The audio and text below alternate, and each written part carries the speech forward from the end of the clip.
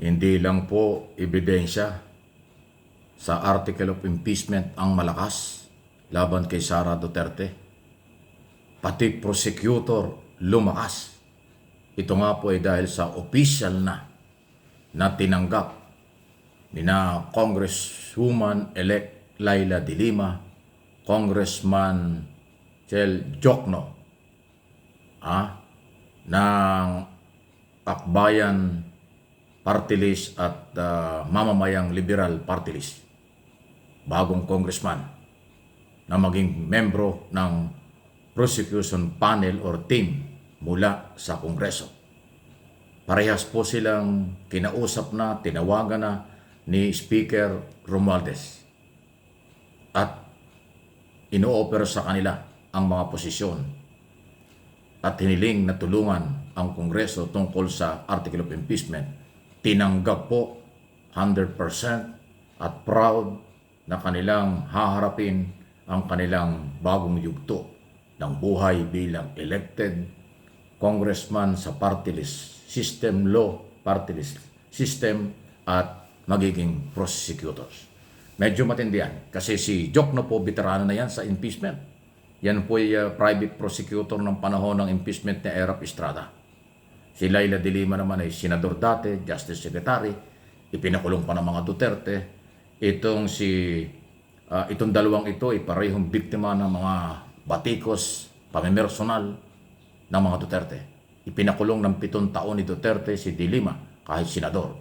Si Jokno naman, alam na natin, pasintabi na masyadong pinersonal, pati pagkatao nito, pinersonal ni Duterte ng mga panahon yon. Ngayon sila ang magiging taga-usig against Vice President na anak ni Mayor-elect Rodrigo Roa Duterte. Kaya matinding aabangan natin ito. Isipin yung combination, lahat sila magagaling. Yung 11. Pero siyempre yung iba ay hindi natin masyadong kabisado. Ang mas kabisado lang natin na talagang matindi ang galaw dyan ay ito nga, yung una dyan, si Congresswoman Jinky Luistro ng Batangas na pinersonal din itong nakaraang eleksyon ni Sara. Sinadya pang pinuntahan sa Batangas at binanata ng personal. Pero nanalo, isa yan sa prosecutor.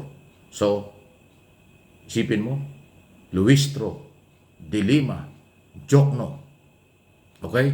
Coa, si Coa yata, kung mananalo si Coa sa Manila, isa pa yan, na pinersonal din. Tapos, si Ako, si Zamora, si Lacson. Lacson ba yan? Tama, Lacson nga ba? Ano ba ang pangalan ng taga Iloilo? So, Lacson ba yan? O si Defensor, I'm sorry, hindi po pala Lacson, nalala ko Lacson. Si Congressman Defensor ng Iloilo. At iba pa hong mga prosecutor. Antindi. Alam nyo, maliban po sa 11 prosecutors coming from Congress, kasi nasa batas po yan, ang prosecutor, maging taga-usig, ay mga abogado na member ng Kongreso. Meron pa po yan na mga private prosecutor o mga lawyer na mag-a-assist, tutulong tungkol sa mga dokumento, tungkol sa mga ebidensya. Kaya nga po, aabangan natin. Hindi biro ito. Mga veteranong abogado, magagaling na abogado, congressman-elect ang mga prosecutor. Sila ay hindi lang prosecutor, hindi lang po sila pangkaraniwang, sila po ay mga complainant at endorser din ng article of impeachment. Graft and corruption sa 612 million pesos confidential at intelligence fund ng Office of the Vice President at Department of Education. Matindi po ito. Sana nga ang mga senador judges, yung bago at yung 12 dati ng senador, na 24 sila, sana tumingin sa ebidensya. Mga ibabaw ang hustisya dahil taong bayan ang may-ari ng perang pinag-uusapan dito. Kaya dapat nating abangan. Kasi kung itong mga senador ay titingin sa utang na loob at pagkakaibigan, mababaliwala ang ebidensya, yan po yung malungkot. Pero kung ebidensya, testigo, dokumento ang pagbabasihan, mas katanggap-tanggap ng taong bayan kung ano ang kailang iboboto, kung acquittal or guilty ang pangalawang pangulo. Pero pag pinagtakpan, naging bulag at bingi ang mga senador judges, huwag naman sana sa mga naglulumiyad ng mga ebidensya at dokumento at testigo, magtatampo at magagalit ang mamamayan sa kanila. Yun po yun. Kaya lang sila po yung mga senador-elect, so hindi naman sila pwedeng matanggal. Maliban lang pagdating ng eleksyon sa 2028, doon kayo makakaganti doon sa 12 senador. Kung tatakbo ulit, huwag iboto kung sila ay talagang naging pasaway sa kaisipan at kaalaman ng mamamayang Pilipino. Sa totoo lang po, bilang political vlogger at membro ng traditional media, ang impeachment, ang official na mga senador judge ay yung 24 na senador.